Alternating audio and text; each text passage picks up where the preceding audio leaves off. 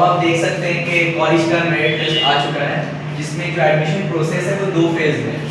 पहला फेज 1 और दूसरा फेज 2।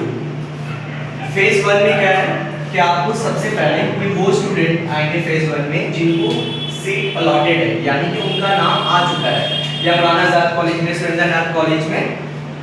अब उनको करना क्या है, सबसे पहले फेज 1 में जाना है, यानी कि आपको wbcat.in में लॉगिन करना है। इसके बाद लॉगिन करेंगे जब आप, तो वहां पे यूजर आईडी एंड पासवर्ड आएगा। यूजर आईडी एंड पासवर्ड में आपको अपने यूजर आईडी एंड पासवर्ड देना है। अगर आप भूल गए हैं तो वहां पे फॉरगेट का भी ऑप्शन दिया हुआ है। उसके बाद क्या करना है, जैसे आप यूजर आईडी एंड पासवर्ड देंगे तो आपको एक प्रोफाइल वहां पे जनरेट होगा, ठीक है। ये प्रोफाइल जिसमें आपका फोटो और डिटेल्स सब कुछ दिया हुआ होगा। और इसके बाद क्या करना है, इसके बाद देखो आपको मुबारकबाद दिया जा रहा है। मान लेते हैं कि आपको मौलाना आजाद कॉलेज में सीट अलॉटेड है, तो वहां आपको मुबारकबाद दिया जा रहा है। तो करना क्या है, आपको टेक एडमिशन में जाना है। टेक एडमिशन में जाने के बाद वहां पे आपको 2 ऑप्शन दिए जा रहे हैं। एक सिलेक्ट योर सीट, आप रिजर्व है या अनरिजर्व है। उसके बाद क्या करना है, do you want to upgrade, आपको अपग्रेड करना है तो यस, नहीं करना है तो नो। अपग्रेड करने का क्या मतलब होता है, जैसे कि मान लेते हैं कि मुझे सुरेंद्रनाथ कॉलेज अलॉटेड है, ठीक है। अब मुझे मौलाना आजाद कॉलेज में जाना है, तो हम क्या करेंगे, तो हम वहां पे अपग्रेड भी यस कर देंगे, ठीक है। इसके बाद क्या करना है, अगर मानिए नो किया मैंने, तो वहां पर हम क्या करेंगे, प्रोसीड पे जाएंगे। उसके बाद एक ऑप्शन है ओके, वहां ओके करेंगे क्लिक। उसके बाद कंफर्मेशन पे जाएगा। उसके बाद वहां पे क्या करना है, प्रोसीड फॉर पेमेंट। मतलब ये बताया जा रहा है कि जहां पे आप टेक एडमिशन आपको दिखेगा, वहां पे आप जब ये सिलेक्ट योर सीट करेंगे और यू वांट टू अपग्रेड, यानी कि अपग्रेड नहीं करना है तो नो। नो करने के बाद आपको प्रोसीड करना है। प्रोसीड में ओके करना है। ओके के बाद कंफर्मेशन एक पेज आएगा जहां ये लिखा होगा टॉप में। उसके बाद क्या करना है, आगे जाकर नीचे प्रोसीड फॉर पेमेंट करना है आपको। पेमेंट होने के बाद आपको क्या करना है, ये 2 डाउनलोड करना है। एक आपको सर्टिफिकेट डाउनलोड करना है, दूसरा आपको चालान डाउनलोड करना है। ये दोनों चीज आपको फिजिकल वेरिफिकेशन में आपको लगेंगे। अब आते हैं कुछ पॉइंट्स, देखें 30, 25 और 27 अगस्त को क्या होगा, ये आपके जो डॉक्यूमेंट्स है उसको वेरीफाई किया जाएगा और साथ में ये 2 भी आपको लेकर जाना है।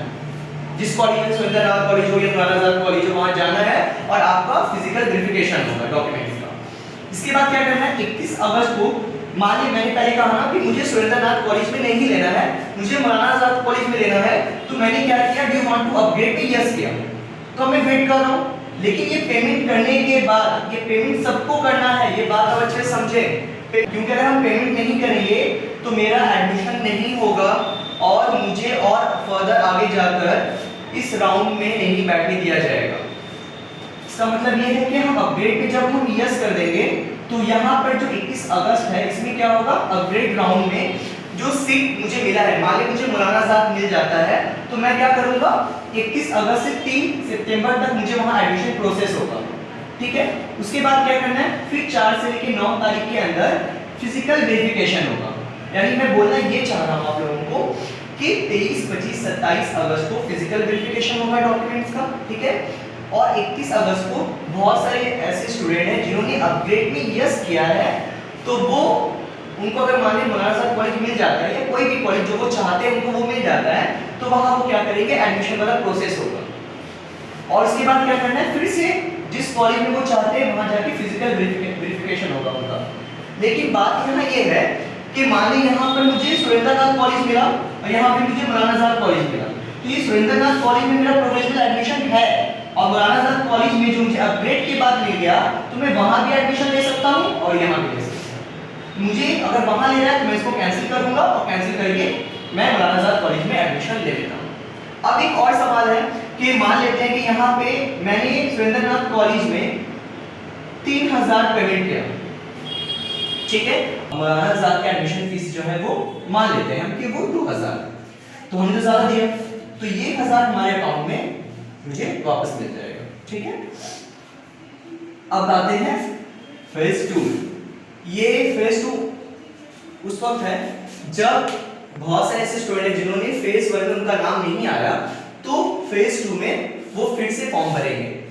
ठीक है, सेम जैसे ये प्रोसेस हुआ है वैसे ही सेम प्रोसेस होगा। इसमें वो स्टूडेंट भी होंगे जिन्होंने यहाँ पे पेमेंट नहीं किया, ठीक है, यानी कि पेमेंट नहीं किया तो उनको और कोई सीट अलॉटेड नहीं होगा। तो वो अब क्या करेंगे, फेज 2 में वो सारे स्टूडेंट जो फेज 1 में एडमिशन पेमेंट नहीं किया है, और वो स्टूडेंट भी होंगे जो फ्रेश है, जो किसी और कॉलेज में ट्राई कर रहे थे लेकिन नहीं हुआ, तो वो क्या करेंगे, इसमें अप्लाई कर सकते हैं।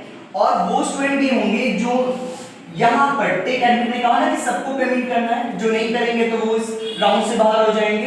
तो अगर मान ली कोई ऐसा भी है जो नहीं करने, मुझे नहीं देना ही नहीं है, किसी कॉलेज में नहीं देना है, या मैंने जो सेट किया था वो मेरा गलत है, मुझे नहीं चाहिए कोई भी कॉलेज, तो हम क्या करेंगे, उनका कैंसिल हो जाएगा ये राउंड, फेज 1 उनका कैंसिल हो जाएगा, तो वो फेज 2 में अप्लाई करेंगे मॉक अप राउंड में। ये तीन फेज 1 वाले, फ्रेश कैंडिडेट और कैंसिल वाले, ये तीनों कैंडिडेट यहाँ अप्लाई कर सकते हैं। लेकिन ये बात ये है कि ये रिस्क हो जाएगा आगे जाकर कि आप यहाँ एडमिशन नहीं लेते हैं तो ये मुमकिन है कि जो कॉलेज आप चाहते हैं उनको आपको यहाँ भी ये कॉलेज मिल जाए, या वहाँ वो सब्जेक्ट में आपको सीट मिल जाए, अलॉटेड हो, ये जरूरी नहीं है। तो यहाँ पे तमाम डेट्स दिए गए हैं जिसको आप देख लें, और इसके अकॉर्डिंग ही तमाम प्रोसेस होंगे। जैसे यहाँ दिया गया है कि 10 तारीख को जो है वो वैकेंट जो लिस्ट जो यहाँ पे एडमिशन कैंसिल करेंगे उनको यहाँ आ जाएगा। इसके अलावा 10 से लेकर 13 तक जो एप्लीकेशन होगा जहाँ आपको फिल करना है मॉक अप राउंड में, और ये 16 तारीख जो है जहाँ पे आपका मेरिट लिस्ट आ जाएगा, मेरिट लिस्ट जिसमें आपको कौन से कॉलेज में मिला, सीट अलॉटेड किया गया वो बता दिया जाएगा। फिर सेम जैसा प्रोसेस चल रहा था एडमिशन का वैसे इनका कुछ चलता रहेगा।